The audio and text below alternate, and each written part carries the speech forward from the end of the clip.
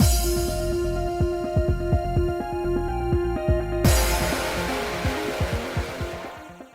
guys, it's Spacey Sims, and we are back with more Piofiore 1926, and my fat ass is out of breath because I had to run, throw the trash out. Not that it matters, trash goes out technically tomorrow, but like, before it gets dark in the next hour while I'm recording, I was like, fuck. So I just run upstairs to come record stuff, and then I ran downstairs, and then I ran upstairs to get all the trash from upstairs, because I gotta get bags to put upstairs, and then like, ran back. So I've just run up and down my stairs like twice, so pardon me while I pant. I mean, it would be so much better if we were in a very romantic part of the ride, like, oh, heavy breathing. Not, unfortunately, poor Orlok. Not because of you, but sure, just pretend. Anyway, so, here we are. A few days later, we were still in the middle of our investigation as to Johann's whereabouts. Today we found ourselves in Strano once again. That's right. I remember seeing some guy heading into the forest. Forest? Yeah, strange, isn't it? There's nothing there but packs of wolves. There used to be an old factory, but it's been abandoned for ages. I doubt anyone in their right mind would waste time in such a place. Wasn't that in Yang's route that we dealt with that? Orlok and I glanced at each other. I just have a chunk of hair that is just... Oh, what the fuck? Hit the wrong button. Sorry, it's just a giant chunk of hair. Hold on. Oh, good God. Oh, dear God. Like, I just have, like, the flyaways that, like, where, like, my hair is so damaged and stuff like that from dyeing it a million times. Like, there's just, like, the little ones that don't cut, and they just kind of stick straight. But then it's, like, because you put your headset on, and then they're like, let me stick into your eyes. And you're like, tuck them under your headset. And they're like, no, I'm gonna pop out and stick in your fucking eyes. And it's just, like, this little lock of short hair that just wants to jab in your fucking eye. And you're like, I can see, I don't like this. Anyway. Sorry. This has been a train wreck, hasn't it? It's been like a minute. Maybe it had nothing to do with Johann. But with not much else to go on, we headed into the forest and arrived at the abandoned factory. We walked around it at first, seeing no signs of anyone currently inside. Let's go in. Stay close to me. I nodded silently and followed closely behind Orlok as he walked into the factory. Just as the old man said, it was completely abandoned and had been for some time. Whatever machines were left inside were covered in dust. Do you think anyone's been in here? At the very least, there aren't any obvious signs of activity. Is that some kind of machine used for printing? Papers were strewn all across the floor. I noticed faint patterns on them, but they were almost entirely covered in dust.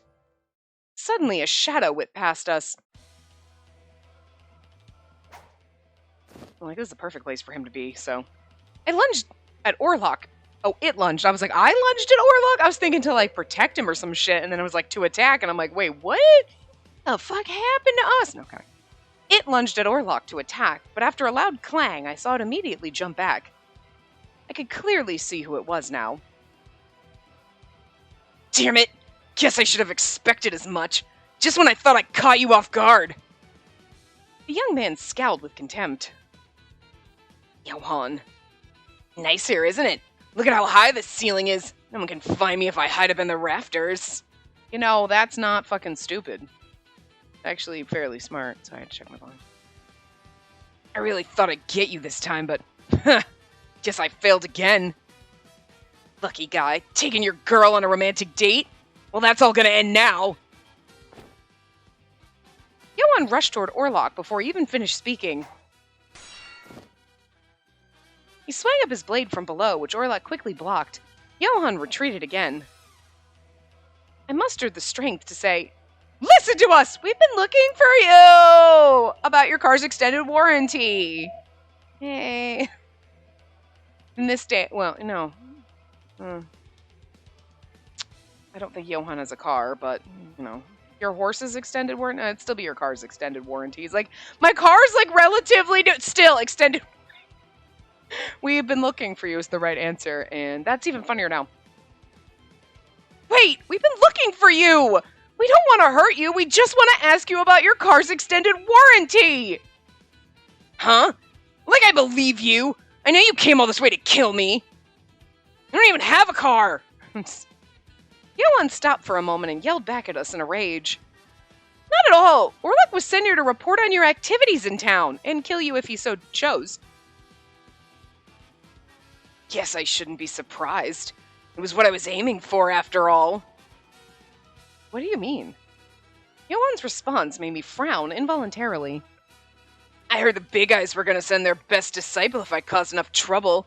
In other words, I'd finally meet Orlok. Oh, are you trying to steal my boyfriend? That's adorable. You can have him. Listen, I'm not going to fight someone for Orlok. I love Orlok. He's a good boy, and I want him to survive. You know, unlike in Gil's route. But, like, I'm not here to romance you, man. Like, just, Plus, I mean, it took into 4 chapters to really get into the action in Orlok's, like, after story. Is it just me? It feels like nothing really happened and they kind of, like, half-assed this one. Because, like,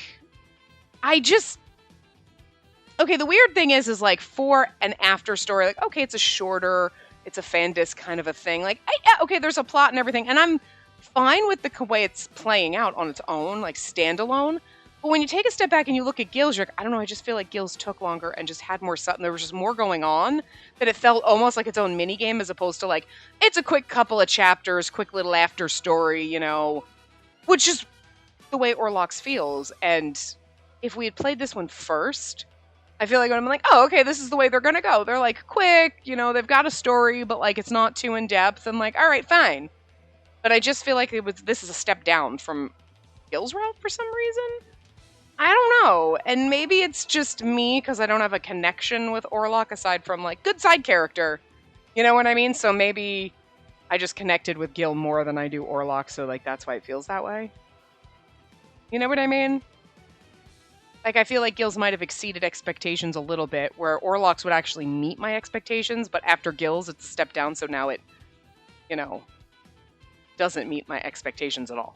Like, I don't know.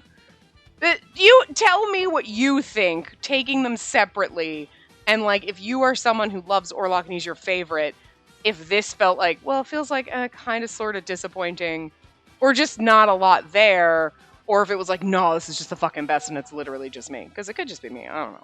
I mean, I'm not saying I don't like the route. Like, we've got some action and stuff going on, but it took a while to get here. And I just feel like, you know what I mean? Comparing to Gil's route, I'm like, I feel like Gil's route had so much more going on before this point.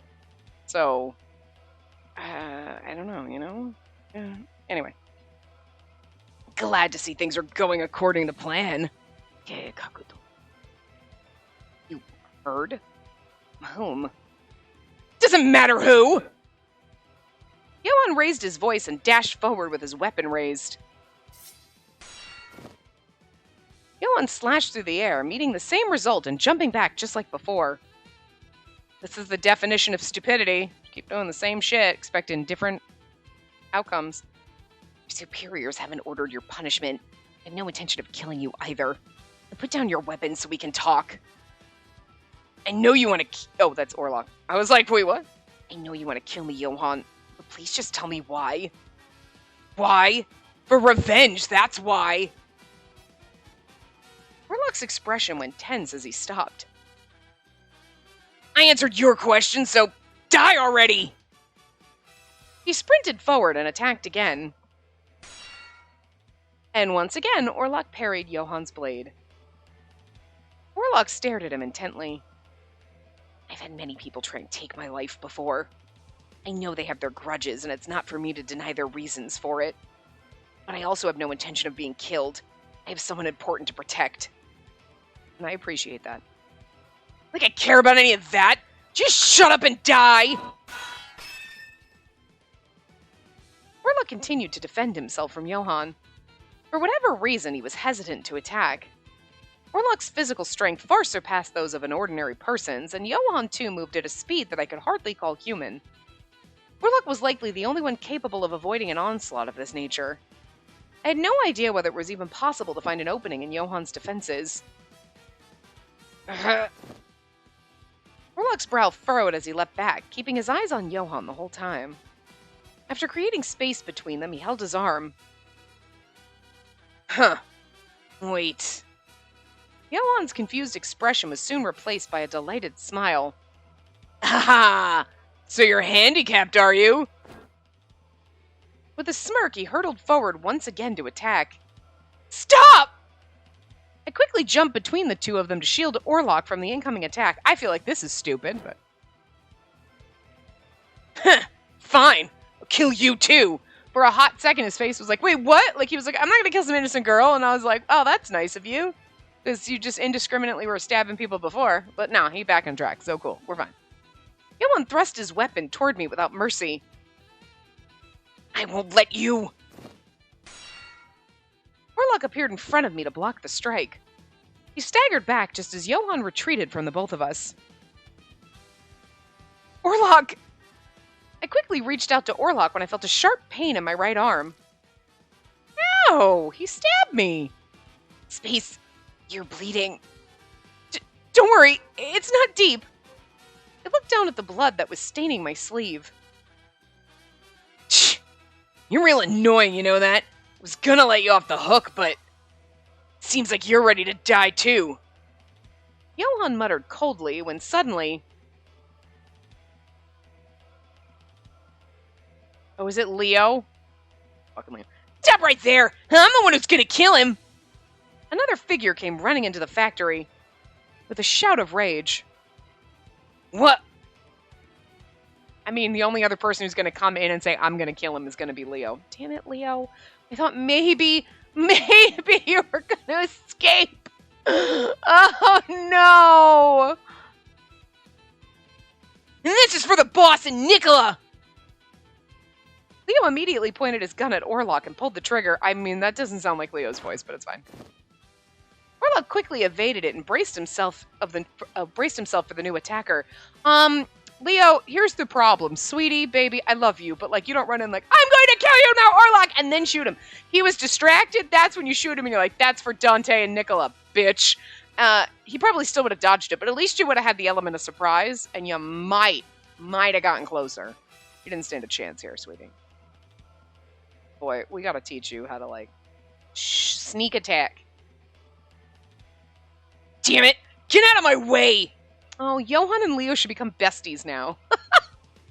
Their whole entire super villain scheme is to just kill Orlok for revenge. Johann was obviously frustrated and rushed to attack Orlok before Leo could fire another shot. As Leo fired another shot, his bullet grazed the tip of Johann's nose. Wow, Leo. Well, I think Johann kind of ran into it, but... Damn it, what the hell? You want to die too, then I'll gladly kill you. Johann snarled with anger, turning his attention toward Leo. Now's the time we will escape. Oh my god, if Johann kills Leo... I mean, I'm not rooting for Johann to kill Orlok. I just don't want Orlok to kill Leo. But if Johann kills Leo... Orlok, all bets are fucking off. You're killing Johann. Take this bitch out. Johann sped toward Leo and swung down his blade without hesitation. But his attack never reached Leo. Oh, thank God. What? Orlok appeared between them in an instant, holding up Johann's dagger with his own. Not a chance.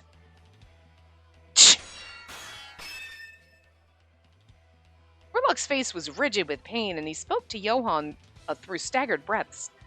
Although Orlok was moving more slowly than before, Johann was still unable to break through. The difference in their experience was evident in how Orlok fought compared to Johann. You can't be serious! Johann roared angrily as he pushed back. Are you trying to make some kind of fool out of me? No matter what I do, all you've been doing is blocking my attacks. Come on, you want to kill me, don't you? I told you before, I didn't come here to kill you. Damn you! First you protect her and now him, acting like some damn saint. He looked infuriated beyond belief that Orlok only moved to protect us rather than fight him. Cursing under his breath, Johann escaped. Orlok held his arm as he watched Johann depart, his breaths ragged. Orlok, No. You heard him! He's absolutely right! Why did you bother saving me? I'm trying to kill you! Orlok kept his hand on his arm as he turned around to face Leo. How could I just stand there and let him kill you? Leo's like, Wait, what? Kill me? You killed my boss and Nicola and now you're saving me? You should have just let me die. You could have just killed me. Leo's expression was so anguished, hurt, and confused that it was heartbreaking to witness. I know you hate me, and I know I can never apologize enough to redeem myself in your eyes. Even if I saved you, it doesn't undo what I did. I understand that very well. I don't expect you to ever forgive me, but I don't want to kill anyone anymore. I can't bear anyone else losing their lives. That's all. Ugh! Leo's face twisted in agony. His fists clenched as he glared down at the floor. Wow, I can't read today, apparently. I can't word. Sensing that Leo was no longer a threat, Orlok finally turned away. Staggering, he walked back toward me.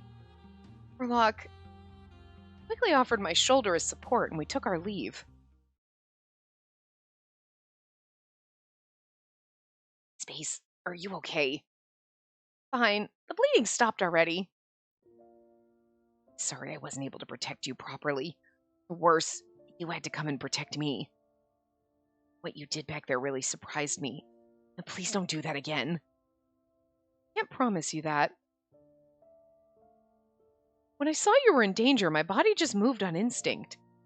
Which is why I'm sure I'd do the same thing if something like that happened again. Never have I been so unable to move in the middle of a battle. Orlok closed his eyes with regret and remorse. Grateful for your concern, but I don't want you to put yourself in harm's way. Please, try not to do anything so rash. Hey, I'll try my best to keep myself safe. Massacre! Oh dear. Johann, pissed? Yeah. I know that Orlok's already known to be the greatest of the disciples. He's killed many people on behalf of the church. Killing machine that simply follows orders. That's what I've been told. But a nuisance of a guy who intervened. Sure, Orlok could have gotten rid of him and faced me with no problem. So why didn't he do that? Is he serious about this I don't want to kill bit? After he killed my brother? The hell is going on? I think it's so funny. He's like, after he killed my brother, he doesn't want to kill other people. Like, maybe you should stop and think that one through. Like, yeah, maybe. I mean, he's definitely killed a lot of other people, but did you ever think that maybe he doesn't enjoy it? Okay, I'll try my best to keep myself safe. But it's a promise. Still, I'm glad you distracted Johann. It gave me some room to breathe, and it gave me the strength to move again, to protect you. Thank you. It's okay, I only got like a stab in the arm for it. It's alright. Don't worry about it.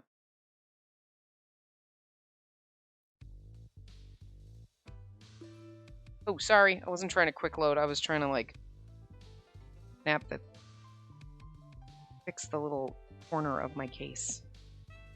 It's like the little front panel. Like, my other one, I got it a while ago.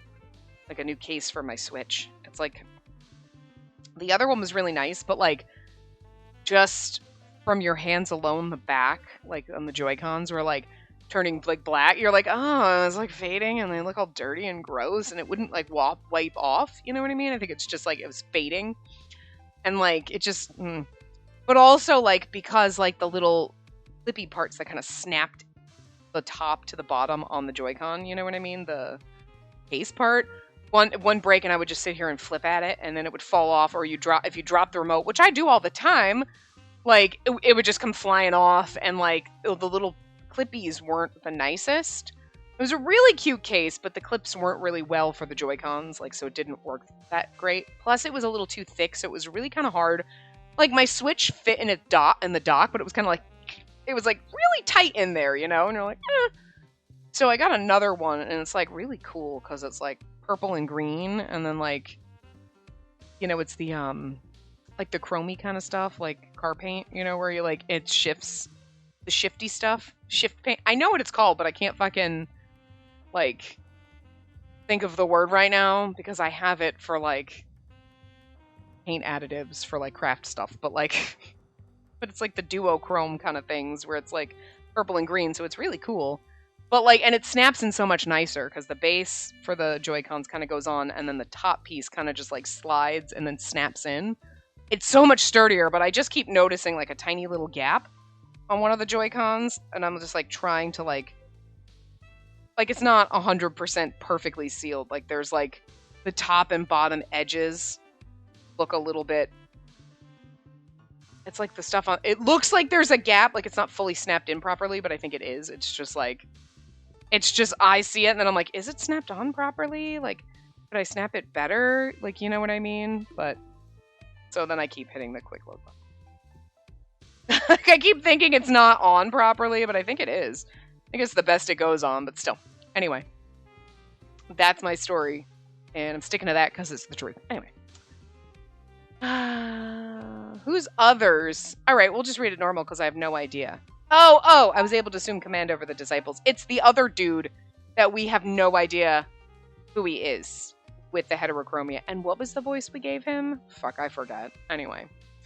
Luck was on my side when Joseph died. I was able to assume command over the disciples. I suppose the misery of my training as a perspective wasn't in vain after all, even if I was unable to become a disciple myself. I had learned the art of assassination and found my way to the graces of His Holiness. I was too old to become a disciple, but the youngest to ever command a legion of them. If only I had control over Orlok, I could have moved far more efficiently. Amelia was now in charge of Orlok and made it impossible for me to make contact with him. Still, the church wishes to retrieve the relic from that town. In order to do so, we require your help, Raoul. I did notice that the church has become much more cooperative with the Kingdom of Italy. And the church and the royals have had their spats, but are now working toward reconciliation. You plan to turn your backs on Berlone and seek to relocate the relic elsewhere before that happens. Would you say my assumptions are correct? The extent of his knowledge surprised me. Not only that, but that he was able to accurately deduce our current situation. I have good connections with the Fascist Party, and am very well versed in these sorts of matters. With my place in the Falzone bloodline, I can use myself as currency to the church, the royals, and political officials as well. Truly astounding. I'm glad I was born into such prestige. It's easier to control a self-centered idiot than a puppet with a newly discovered will of his own. If Raoul takes action to break the seal to the relic as planned, that means he'll go after the Key Maiden. The Key Maiden's value had been revealed to me. She had come into the church's protection just as the disciples had come under my control. I have everything prepared. All that's left to do now is wait. I want to know who he is and, why. I want to know who and why. I couldn't care less if it caused her despair. I mean, yeah, because we know how the lock has to be broken. You know what I'm saying? Like, they went a little literal with this lock and key shit. Okay. So we know, although it's weird because I'm the Key Maiden, but I'm really not the one with the key, so to speak, if you know what I'm saying. But, anyway, we know how that works. So, Raoul's going to, we know where that's gonna go. We know we don't even have to talk about it. And yes, that would cause my despair because I'm not in love with Raoul. I mean, I think he's hot. He kind of seems like trash, but hey, we like trash, so that's fine. But we're in love with Orlok in this route, so I don't think she's gonna be accepting of what Raoul intends to do. But yeah, despair. That I think sounds about right. We left the forest and were walking through Strano on our way back to the Visconti Manor. Orlok appeared in worse condition than before. Why don't we take a break, Orlok? It still hurts, doesn't it? I'm sorry. Orlok spoke a quiet apology. I smiled and shook my head. Don't worry, the church is nearby. The church was empty during the late evening hours. We sat down in a pew and looked quietly at the altar. With my gaze facing forward, I gently placed my hand over Orlok's left hand. After a moment, Orlok began to speak. It's what I chose, meaning it's my responsibility, but choice is also getting you into trouble. Sorry. Sparing Leo's life in the alley, protecting Leo from Johann, letting Johann live. Orlok was reprimanding himself for the choices he made that now affected me. But you don't need to apologize. I know talking to him might not make things better, and there's no guarantee he'll even want to talk. But if you killed him, that would be the end of any hope we have of making things better.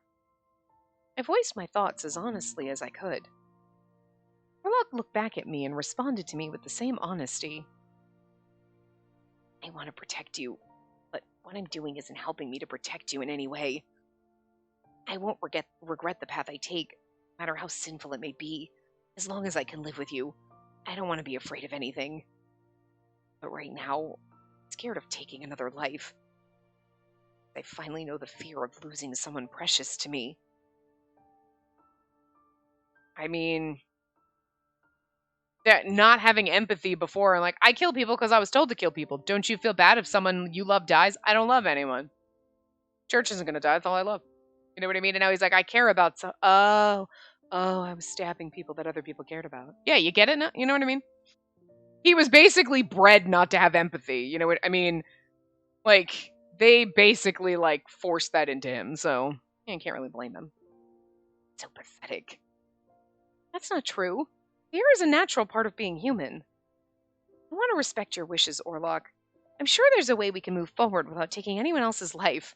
We might have to take Raoul's when he tries to put his hands on me and get all up in my fucking business, as I'm just saying. Or chop his dick off, something like that. Let's find that way together. Seeing the strength of my conviction, Orlok gave a sigh of acceptance and relief. He gently rested his left hand against my cheek, moving his face close to mine. As he kissed me, I felt our hearts beat as one.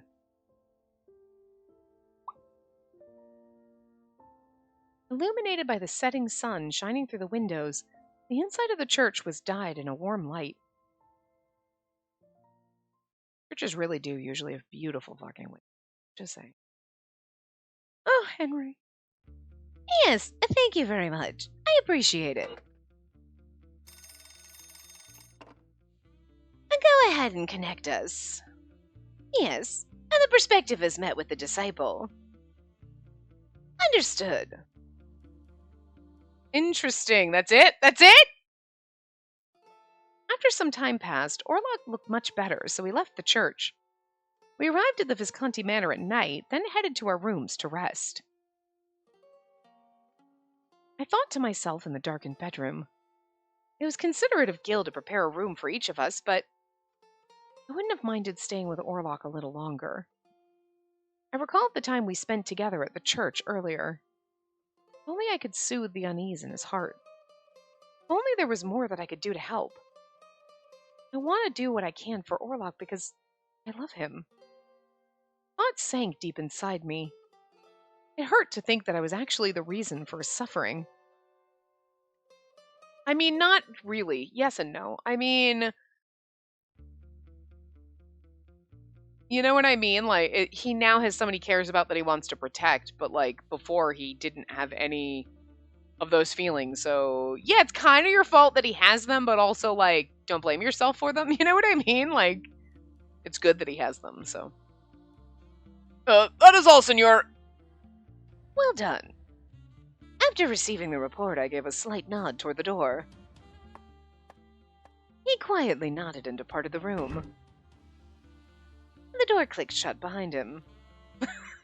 Just feels really weird narrating those lines. Like, he walked out of the room. The door shut. I was alone. Like, but it just seems so weird narrating them in Raoul's voice. It just feels so fake. I don't know. It just came out so weird. And three sides. Only brutes would resort to such violence. To add, they've even injured the Key Maiden. I doubt they're aware that every last drop of her blood belongs to me. The church has not properly trained their dogs. She must be consigned to my care as soon as possible. Uh-oh.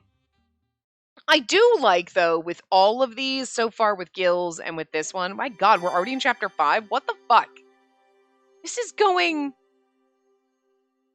like, so fast. But I do actually like that you've got, like, Johann, the whole thing is Johann coming after Orlok. But then you've got other guy in the church, and he's got some shady shit going on. But then you've got Raoul coming. And, like, yes, they're kind of all pairing together. Like, heterochromia dude, nameless priest guy, is like, ha ha ha, Johann's gonna kill him, and I sent him out, but then I also have Raoul, and it's all about Orlok. Like, you know, but it was the same way in Gills. It was like, Eugene's like, hey, but Jack was out to kill Eugene, but then, like, Johann was like, let me come in here and, like, and, like, you know, you just have these, like, random fucking parties that are coming together to fuck your shit up, and you're like, oh my god, why? You know, because misery comes in threes, so, like, you know, Eugene and Jack and Johann, and then over here we got Nameless, we got Raoul, and we got Johann. Technically, you have Leo, too, but he's just like, okay, Leo, just sit over there. Poor Leo. The next day, I was in the lounge with Orlok and Gil. Oliver had work to attend to, and left the manor early this morning. Aw, I miss him. There were some days that Emilio joined us for breakfast, but he was absent today as well. Are you feeling better today? Much better. The rest helped a lot, so I feel back to normal. Does anywhere else hurt? Not really. My muscles feel tight in some places, but I did move a lot yesterday, so I'm not surprised. I knew that Orlok was accustomed to fighting and knew his body best, but I think it'd be better if we spent today resting. I appreciate the thought, but I can move without any issues. Really. Orlok. Hold your horses, Orlok. Gil addressed Orlok with a chuckle. Last night, after we returned, I shared with Gil what happened while we were away. There's no telling who'll be out to get you today. You should rest now while you have the chance. Oh, okay. Oh, you'll listen to him! Because I'm not going to shoot you if you... And he's like, Gil might shoot me if I say no to him. I was pleasantly surprised that Gil managed to convince Orlok with a little persuasion. Having an extra day of rest would no doubt aid Orlok's recovery. When I admit, it'll probably be boring to hang around inside. If there's some place you want to go, I can give you a ride. It would be safer to move my car, but is there any place you want to go? If you say the church, I'm going to slap you. While I appreciated Gil's offer, there wasn't anywhere in particular I wanted to visit. Considering the dangers, it would probably be best to go somewhere it would be easy to blend in. Somewhere in Arca that's more crowded than the church. A place where we can relax. How about the library? That's okay. I don't want to hang out at reading's fun, so. The library. That sounds nice. I've never been to the library here before. Well, then it's settled. Why don't you two get ready and we'll head out at noon? Yeah, thank you, Gil. Gil smiled warmly in response.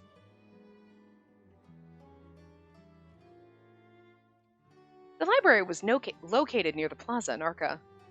We were able to catch a ride with Gil, who was leaving for work. After a short drive, the car came to a stop at the plaza.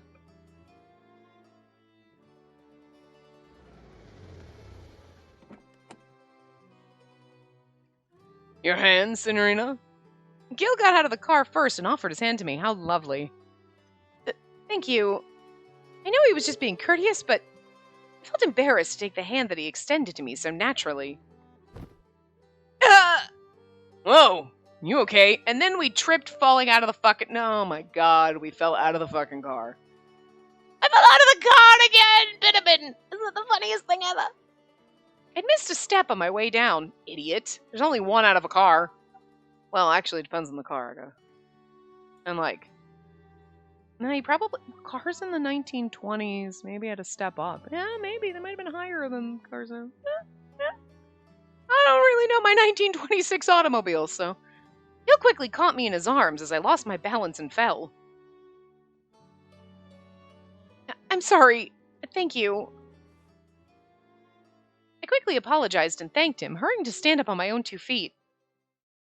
Not a problem. Unless I'm going to pick you up around evening.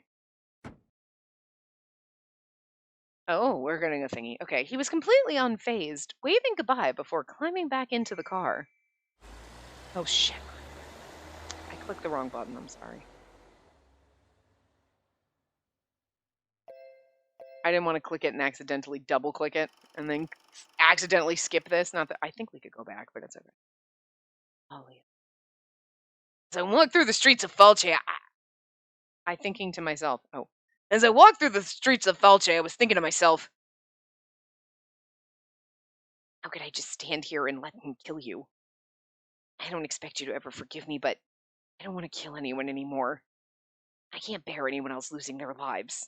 That's all. The people I lost, the fact that I couldn't avenge their deaths, Orlok letting me go. I sank even deeper into despair the more I remembered what Orlok said. Oh, now Leo's sad. Before he was angry and hurt, now he's just sad. Soon enough, the car drove away, and Orlok and I walked in the direction of the library.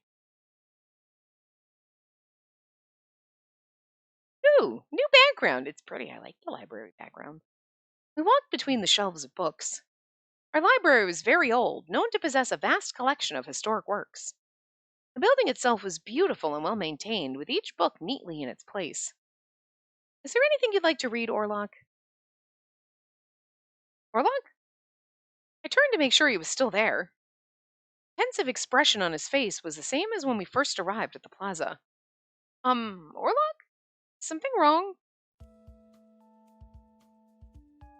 I'll eat more so that I can grow and be as big as Gil. Huh? I want you to be able to rely on me in times of need. To do that, I think I need to be taller than I am now. And I need to be stronger. Much stronger. You're jealous because Gil helped me when I fell out of a car like a fucking idiot? Was he bothered by what happened? I mean, what was Gil gonna do? Let me fall on my face and be like, well, I wasn't gonna catch her. She's not my girlfriend. He's not an asshole. Sensing that Orlok was dead serious, I said, you want to become stronger? You're strong enough already. I mean, you are strong enough already, so I'll give you that. Yes. Strong enough already. Orlok, you're strong enough already. I've always thought of you as reliable. But you're taller than me and stronger than me. Oh, yes, but you're always there to protect me. You always take good care of me, no matter what. You hold my hand when we walk around town, and you even slow down to match my pace, too. I feel so happy and safe when I'm with you. Really? Of course. I see. Orlok's cheeks turned slightly red as he looked down with embarrassment. Seeing Orlok like this was so cute, it made me love him more than ever. I really do love Orlok with all my heart. My smile grew by the second, just as my happiness did, and then something ruins it. So, what kind of book would you like to read? I asked Orlok again, and his eyes swept across the bookshelf. The only book I'm familiar with is the Bible, and I guess the fairy tales you've been reading to the children. I haven't chosen a book to read for myself, so if there are any that you'd recommend, your favorite stories, I think I'd like to read them. Favorite stories? I nodded, but this was a huge responsibility. I need to find a book that I know Orlok would enjoy reading. We're gonna be here all fucking day. Quite literally, and also because there's so many books to choose from. With newfound resolve, we roamed between the bookshelves in search of something worthy. Oh, we're getting a thing. I whispered to him bits of information about the stories while we chatted about nothing in particular. Good fucking God, I tried. Invitation. Henry. You must be the one, Johann. I've been waiting for you. Huh? How do you know my name? Answer me! Otherwise you're a dead man! Ah, how troublesome. I have no experience in handling feral dogs. Huh? And kill me if you like. I have information that I believe will be of great interest to you, Senor Johann. Although I must say, this role is wearing on my patience. Senor Emilio can be rather demanding. Emilio? Emilio. He's like, Emilio? Emilio! Everybody has to scream Emilio. Heard that name before. Now then, this is not the place for such discussion. I'd like to invite you to my casino. We can continue our conversation there. If you do not like what you hear from me, then kill me in whatever manner pleases you. If you fucking touch Henry, I will kill you myself, Johann. Listen. Anyway, I whispered to him bits of information about the stories while we chatted about nothing in particular. The time flew by so quickly. We only noticed that it was evening when Gil's driver came inside looking for us.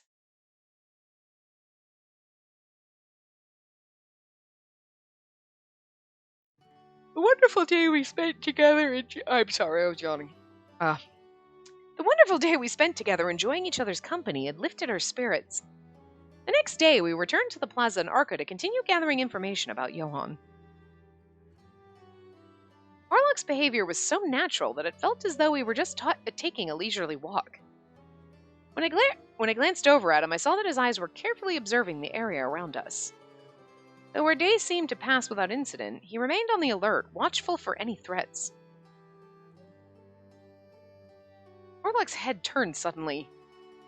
Did he notice something? I looked in his direction and saw a happy child running towards us with great excitement. Hey! Yes, you two there! There's something you need. Yep, someone asked me to give you this letter. Letter? Was it? He is really tall and real pretty. Henry? Huh. A tall and pretty man. Who could it be? Oh, well, it could be Raoul, too. He's tall and pretty. I searched my memory for any man I knew who could fit that description. And she's like, I don't know anyone! Basically, every fucking man in this game is tall and pretty. Orlok, too, seemed to be thinking to himself. His head was tilted slightly in bewilderment. Okay, I guess Johann is, like, not as tall. He wouldn't be tall. But Raoul and fucking Henry, definitely tall. But I really feel like the Henry is the pretty one. Oh, maybe Gil? But why would he go to the trouble of asking a child to give us a letter? I wondered whether Johann or Leo could have given off that impression to a small child. Well, to a child, they're tall. Orlok and I looked at each other just as the child shoved the envelope into Orlok's hand. See ya! Right. Thank you. The young boy proudly ran off, jumping every now and again. Bit smaller than Luca. He is. Orlok watched him for a while until he disappeared into the crowd. I guess we should see what's inside. Orlok opened the envelope and took out the letter. It was from Henry Lambert. I mean, I don't know why when he said tall and pretty. I mean, Henry was the first one that came to mind. Come on. And she even said, oh, wow, he's so pretty. Meet me at the church tonight at 2:00. And do not inform Gilbert Redford. The letter was very short and to the point, relaying only the bare minimum. 2:00 in the morning? Wonder why. It sounds like an ambush! Oh no. Somebody seems to be a friend of Emilio's, and he didn't appear hostile to us. Still. I think he has something important to say. I think so too. Whatever it was information that he didn't want Gil to know. We decided to head back to the Visconti Manor early in preparation for tonight. Shortly after midnight, Orlok and I quietly snuck out, careful not to make any noise. As we walked down the street, I couldn't help but notice all the darkened homes and shops. Most people are fucking sleeping. The chilly night air was unusually quiet, and I felt Orlok take my hand with concern. Okay. Yes, it's just that I've barely ever been out so late. It feels a bit strange to me. See, I guess it is uncommon to walk around in the middle of the night. Orlok smiled kindly and squeezed my hand. We continued down desolate streets until we finally arrived at the church.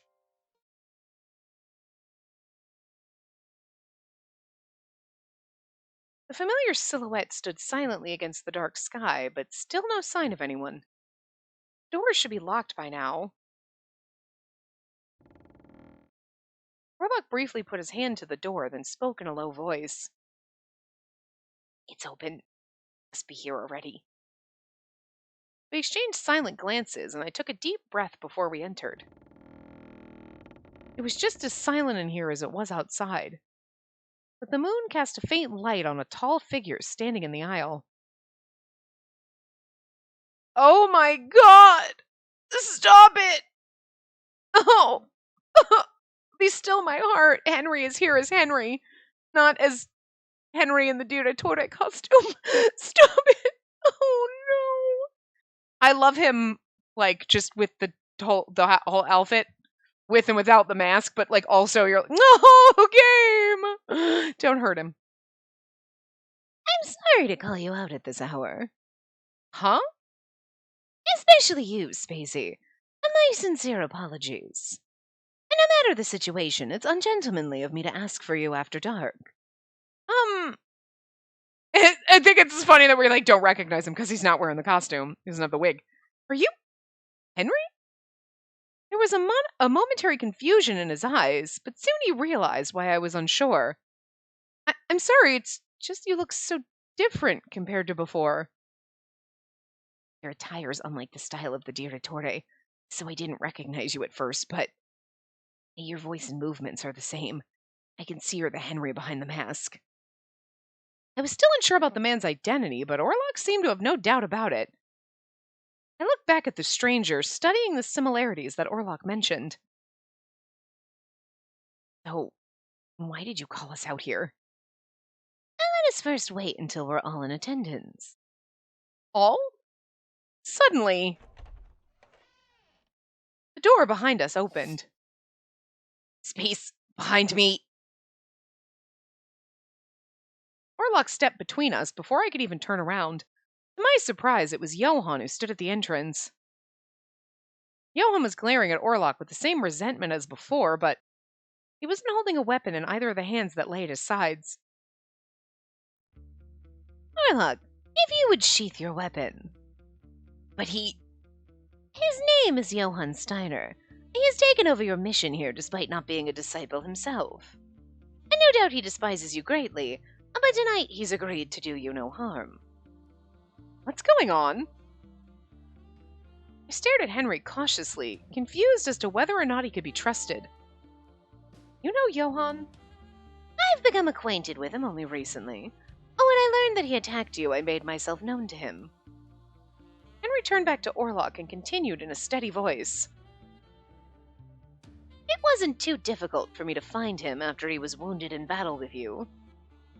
I still don't understand. Why did you bring us here? Johann hadn't said a single word since his arrival. He merely stared at Orlok with eyes full of contempt. The reason why I brought you all here is to facilitate a much-needed discussion. It's like I'm getting sick of fucking Emilio showing up in my fucking office. A discussion about Orlok and Johann? Henry nodded and continued, No, about our book. This is our book club. Didn't you get the memo? Like, what the fuck? Yes, about you. It's just funny. Henry nodded and continued. If, after this, you decide to fight to the death, then so be it. I won't stop you. But first, you must know his side of the story. Side? Why he's made you his target, why he hates you so profoundly. His motives have not yet been made known to you, Orlok. Jesus! Not yet been made. No, I don't know why I can't say been made. Okay, just whatever. I don't know. He was right. Sorry, I clicked that too fast. Why? For revenge, that's why. Johann said that it was for revenge, but he didn't tell us on whose behalf or why. And the time's come for you to know, and Johann has agreed. which is why he's come to speak without weapons. Understood. Warlock nodded and put away his weapon. But he didn't move an inch from where he stood, still keeping me protected from Johann. Yeah, got no reasons you need to know about. Oh, I've got reasons you need to know about. Everything I've done to you is justified. After all, you killed my brother. Brother? See? You've killed so many people you don't even remember who they were. That's another thing you're guilty of, Orlok. Pot kettle? Have you met? Johann. Sexy Henry, stop it. At the sound of Henry's stern voice, Johann frowned, shifting uncomfortably. You're speaking out of spite. If you have a truth to convey, do so in a way that will be heard. Yeah, you're right. Henry's calm, steady demeanor seemed to have an effect on Johann. Johann composed himself and spoke again. My brother was a prospective disciple. 7 years ago, he died in an accident during training. At least that's what I was told. But I learned it was all a lie. Yeah, who told you that, though? Wink, wink, right? My brother was killed as a part of training. Warlock gritted his teeth as though he knew what Johann was talking about. Oh. Your face. Finally remember it, do you? There was a question I needed to ask that a part of me was afraid to know the answer to. What do you mean he was killed as a part of training? When neither immediately responded, Henry spoke up in their place. It's a trial they must undergo. Prospective disciples are not made aware of the final trial until moments before. The conditions may vary slightly, but in all of them, killing the other perspectives is the main objective. Killing the other perspectives? Fight each other until only one remains. That person is allowed to become a disciple. Jesus Christ, they play the fucking Hunger Games. Shit. How church do such a thing? All the other shit you've seen till now, and now is when you're asking that? I mean, I'm just saying. I guess it finally snowballed and you're like, oh, but like all the other atrocities you've kind of come across. I'm just saying, you should have been prepared for this. My voice shook with every word, and Henry responded with a bitter smile. Human cruelty has existed since the dawn of time. We perpetuate the same vile systems to assert our power. Such savagery twists into false legitimacy as a tradition that must be upheld under the pretense of identifying gods most worthy. Werner, my brother was supposed to become a disciple, but instead he was killed by some demonic brat. Yeah, but your brother would have killed other people too, and somebody else might have killed your brother. This was your brother's lot, and this is your lot too. I'm just saying, like, it sucks, but this is what you're in. Some damn 12-year-old murdered all the other perspectives. How is that possible? The only explanation is that he cheated somehow. See, sir, you're his. Warlock's voice was quiet in response to Johann's enraged shouting. Werner was physically strong. So was his faith. He said that the whole trial was a sin. I couldn't understand back then why he said it. All I knew was that I had to become a disciple, make His Excellency happy. That's why. I don't give a shit about how you felt! So what, if I killed your girl just to make someone else happy, you're just gonna accept it and move on? Is that part of being a disciple, and did I sign up for it? I mean, it sucks, and I get Johann being angry, but at the same time, it's like, Johann, this is what you're invested in. You would do the same exact shit, knowingly killing someone else's sibling. Can you say right now that you wouldn't do that to become a disciple? You absolutely would. So you can still be pissed about it, because it fucking sucks. But you know what I mean? Pot kettle.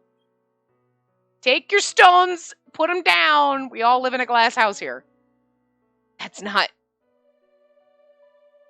Easy. As this unfolded, Henry appraised my reaction, posing a query that might have been a slight had it not also sounded curious. Wow. What do you think? Are you willing to be killed for Orlok? Are you willing to die for the sake of someone else's revenge? Henry, what are you? It's okay, Orlok. I put my honest feelings into words. I don't know. I don't want to die. I don't want to die. Like, I didn't sign up for this. No, I don't know. I don't know. I might be willing to accept death if I knew it would somehow save Orlok. But I don't think Johann's hatred toward Orlok would disappear, even if he killed me. In that case, my death would mean nothing. I gave my answer clearly, which seemed to stun Johann into silence. When I finished speaking, Orlok slowly turned back to Johann. It wasn't just Werner. Sometimes I think back. Wonder whether there was another way out of everything. The lives I've taken still weigh on me now, but I didn't know what else to do back then. No, I didn't think. At all. The only power I had was to kill, and that's what I did. And that's what you're doing now, Johann. Again, it's kind of like, I guess he doesn't realize that you have to take a step back. But, like, take a step back, Johann. To become a disciple, and you were told you have to kill all the other, perspectives. Yeah, I'd fucking do it! Uh-huh. And you know that they all have siblings? And you'd be okay if this happened to you? Well, no, because what? Right. You're mad and you're upset, but you're gonna do the exact same thing Orlok did. To other people's siblings. Before Johann could act on his growing rage, Henry's calm voice immediately cut through. It is the natural human instinct to survive, even if the cost of saving one's own life is taking another's. Orlok's reasoning can easily be understood, and the same can be said for Johann's brother. And they were put into a situation where only one could survive, and that was Orlok. Well, yeah, but I know it was because Orlok was stronger, and that's why he won. I already know all that. But Werner was it was the only family I had. Orlok bit his lip, trying to endure the grief that his eyes betrayed. Sorry, I killed someone important to you. But I can't, in the place of those who have died. I wish I didn't have to kill Werner or all the others whose lives I've taken. I know it's unforgivable, but it's the cost I paid to live and the punishment I must endure. Johann said nothing, instead averting his gaze to a nondescript corner of the church. Still countless members of the Mafia, many of whom didn't need to die. Yeah, okay, you know what, I feel bad for Orlok right now, but also, yeah, you didn't have to kill our boyfriends. I had befriended them. This might have gone differently. It did in multiple other timelines, and we like those better. Instead, I've killed, an act I know is a sin, and yet, even though I vowed never to take another life, the life given to me was that of a disciple's, and despite everything that's happened and killing some, I have saved others. Those lives were worth saving. I understood exactly what he meant. Orlok had saved my life again and again. If it weren't for him, my own life would have been lost long ago. I'm really sorry. Why are you apologizing? Do you really think hearing that would make me happy? If you're so sorry, prove it. Bring my brother back. Bring him back to me. If you can't, you deserve to be despised. Stop acting like some kind of reformed saint. Be as evil as I know you are. Show everyone you're the one who should have died instead. Let me keep hating you. Damn murderer. The condemnation he unleashed burst forth and echoed throughout the church. Oh, with one final curse, he turned and ran back through the doors, out into the darkness. It's like it wants you to read it dramatically. With one final curse, he turned and ran back through the doors, out into the darkness. That's basically after you read these, with how slow the text fucking goes.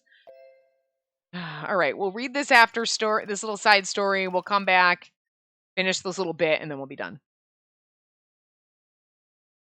I listened intently to the voices coming from inside the church. A letter with no sender was given to me this afternoon with instructions to come here.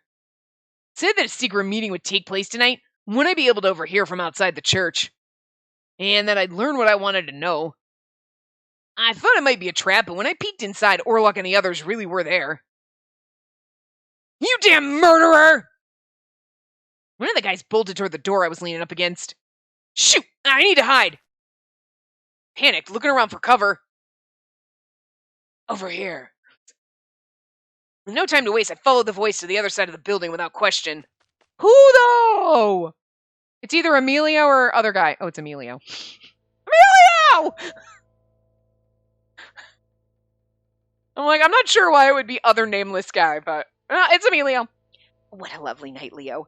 Did you find what you were looking for? Oh, so Emilio sent him the letter. And I didn't know who he was, but he somehow knew me. His hair shone like sunlight under the moon.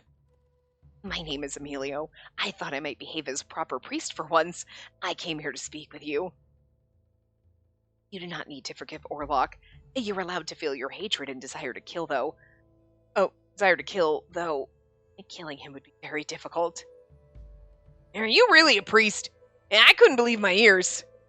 Despite my doubts, I spoke to him as politely as I could.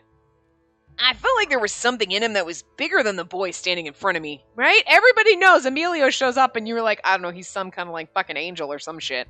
He's some kind of magic. He can't just magically poof everywhere. He can if he's magic. The path by which a soul can be saved is not always a clear one. I'll not begrudge you your hatred if it will save you in the end. We're told by the living that the dead do not seek revenge, but still we feel our doubts. After all, we only know who they were in life. Wow, I can't read. I closed my eyes. My mind was such a mess that I just started saying everything I'd been bottling up inside.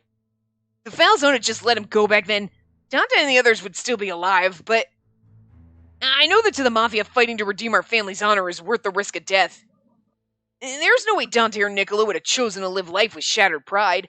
That wasn't who they were. Talking about what was pent up inside me started to dredge up my past. I didn't think this was going to be as long of a side bit, but it's okay. I remember being happy when I was little, but it didn't last very long. When I was 10, my parents left town and left me behind in Strano. That is so sad! Do we remember this? I'm sure we heard Leo's story once before, but I don't remember it, and oh my fucking god.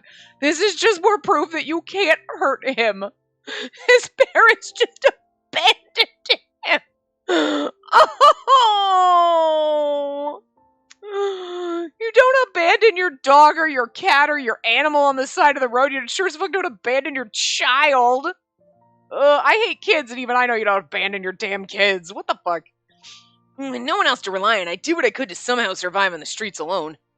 If I made a mistake pickpocketing, I'd get hurt real fast. Other times people would come after me for working in their territory.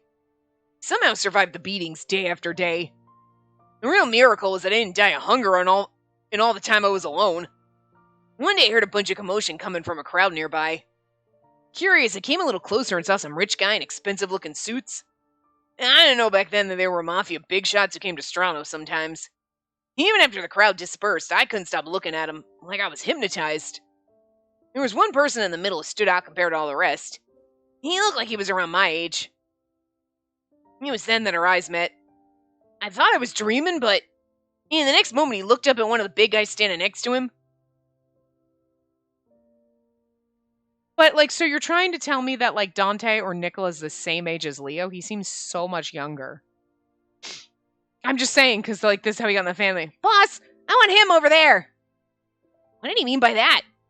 The man thought for a second and nodded. I was too far away to hear what he said. The boy approached me without even an ounce of fear. He held out his hand to me, a kid in rags.